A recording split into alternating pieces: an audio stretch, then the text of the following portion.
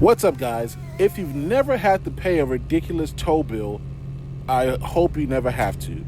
But if you find yourself in a position where you have to get a tow, this is going to be the easiest way to save money. This right here is a Workmaster. They make Pro Tow, they make Majesty, they make a bunch of different kinds of this tow hitch right here. Let me get into the story of why we're doing this in the first place. A couple of days ago, one of our trucks breaks down on a highway in Huntsville, Texas, about 2 miles away from the nearest exit. It cost us $600 to get this truck towed 2 miles. So when we found out it was going to be 180 miles to go get it picked up, we knew the bill was going to be high.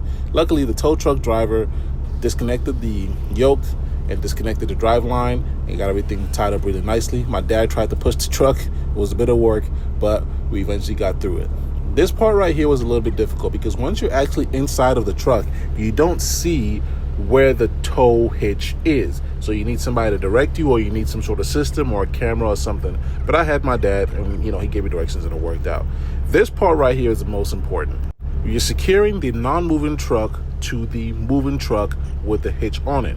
And so we watched a bunch of videos. We got a little bit of training on it from the guy we rented this thing from. And the crux of it all was that you have to secure the chain to somewhere on the frame and then go around both of the axles and then go around that cross member on the back of the tractor. And so once that was done, we felt pretty comfortable and we felt pretty confident. What you're not going to see in this video is that after all this stuff was done, we spent between 10 and 15 minutes just driving around the parking lot, making tight turns, making sure this thing was not going to fly off on us while we're on the highway and cause a big liability. But once we got everything tied down, steering wheel tied down, I felt pretty comfortable and I felt like this was going to be a good thing. And I was starting to feel pretty good about it at this point in time.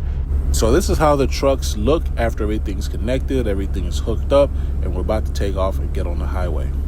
So while we were on the highway, we stopped a couple times just to check on it and make sure everything was still looking good before we made it all the way back to Fort Worth. We didn't want to have any issues. Again, this was our first time doing it, and this is definitely the way we're going to do it going forward. So once we let it down, we dropped it off at the mechanic shop, and we headed back up to the rental spot.